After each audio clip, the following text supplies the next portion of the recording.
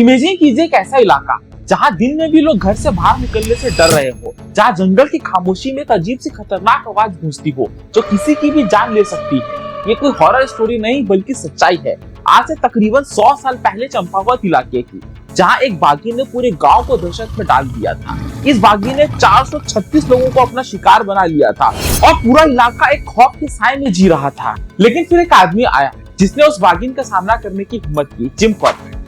जी हाँ, Jim Corbett. Jim Corbett का नाम सुनते ही आपके दिमाग में एक हंटर की इमेज आती होगी, लेकिन क्या आप जानते हैं कि वो सिर्फ एक हंटर नहीं थे बल्कि एक कंजर्वेशनिस्ट भी थे जिन्होंने वाइल्ड लाइफ प्रोटेक्शन के लिए अपना सारा लाइफ डेडिकेट कर दिया।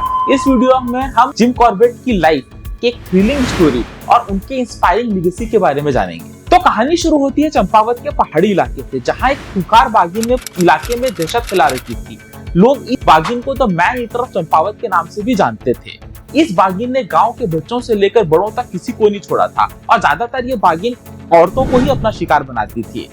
आखिरकार ये केस जिम कॉर्बेट के पास पहुंचा। जिम कॉर्बेट उस समय ब्रिटिश आर्मी में काम करते थे। उन्होंने जैसे ही इस केस के बारे में सुना तो वो तुरंत एक्शन में आए। कॉर्बेट ने अपनी सारी हंटिंग स्किल्स को एक तरफ रखा और चंपावत निकल गए।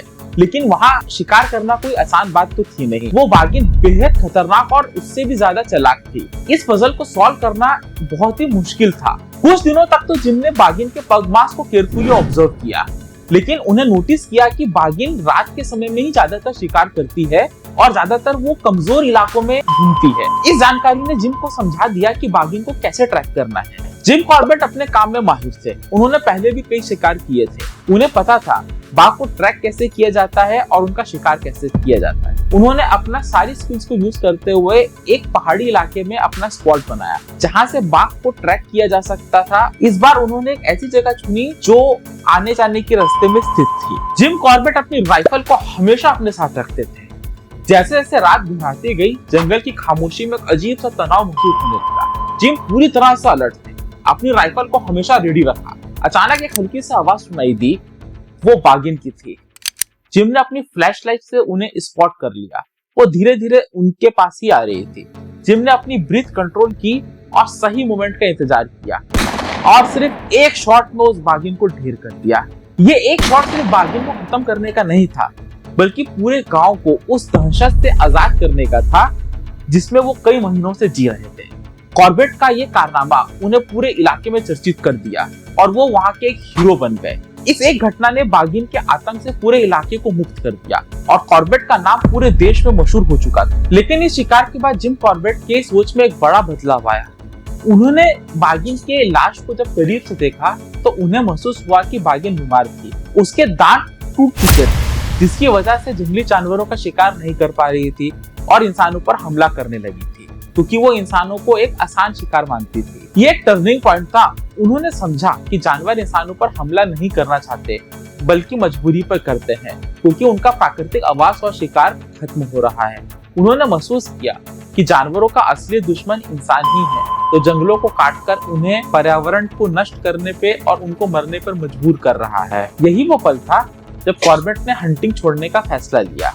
उन्होंने तय किया कि अब वो जानवरों को मारेंगे नहीं बल्कि उनकी रक्षा करेंगे। इसी सोच के साथ उन्होंने वाइल्ड लाइफ कंजर्वेशन का काम स्टार्ट किया और भारत को पहला नेशनल पार्क स्थापित करने में मदद की, जो आज उन्हीं के नाम पे जिम कॉर्बेट नेशनल पार्क, जो कि आज के उत्तराखंड में स्थित है। कॉर्बेट ने महसूस किया अगर जंगल और जानवरों को नहीं बचाया गया तो इंसान और प्रकृति का संतुलन बिगड़ जाएगा। इस घटना के बाद वो शिकारी से कंजर्वेशनिस्ट बन गए। लेकिन दोस्तों, ये कहानी सिर्फ एक लेजेंडरी हंट की कहानी नहीं है। ये कहानी एक ऐसे इंसान की है जिन्होंने वाइल्ड लाइफ को समझा और उसे बचाने की जिम्मेदारी उठाई। जिम कॉर्बेट ने अपने हंटिंग के एक्सपीरियंस से जाना कि जानवर क्यों इंसानों पर हमला करते हैं। उन्होंने महसूस किया कि जंगलों के खत्म होने और इंसानी दखल की वजह से जानवर मजबूरी में विलेज एरियाज में आ जाते हैं। इसी समझ ने उन्हें एक हंटर से कंजर्वेशनिस्ट बना दिया। जिम ने हंटिंग छोड़ तो दी और वाइल्ड लाइफ कंजर्वेशन के लिए काम करना शुरू किया। इसी उद्देश्य के साथ उन्होंने 1936 में इंडिया का पहला नेशनल पार्क एस्टेब्लिश करने में मदद की। जिम कॉर्बेट ने अपने एक्सपीरियंस से कई किताबें लिखी है, जिसमें मैन ईटर ऑफ हुमायूं सबसे फेमस किताब है। ये किताब सिर्फ हंटिंग स्टोरीज की नहीं है, ये इंसानों और जानवरों के बीच में जो रिलेशन है उसको भी बहुत अच्छे से बताती है। जिम कॉर्बेट की लीगेसी आज भी जिंदा है और वाइल्ड लाइफ कंजर्वेशन में वो एक इंस्पिरेशन बन चुके हैं। तो दोस्तों, ये था जिम कॉर्बेट की लाइफ की एक थ्रिलिंग स्टोरी और उनकी इंस्पायरिंग लीगेसी। अगर आपको ये वीडियो अच्छा लगा, पसंद आया, तो लाइक कीजिए, शेयर कीजिए, सब्सक्राइब कीजिए और कमेंट में जरूर बताइए कि जिम कॉर्बेट की और कौन सी एक स्टोरी है जो आप सुनना चाहते हैं। मिलते हैं अगले वीडियो में। Till then take care and stay adventurous.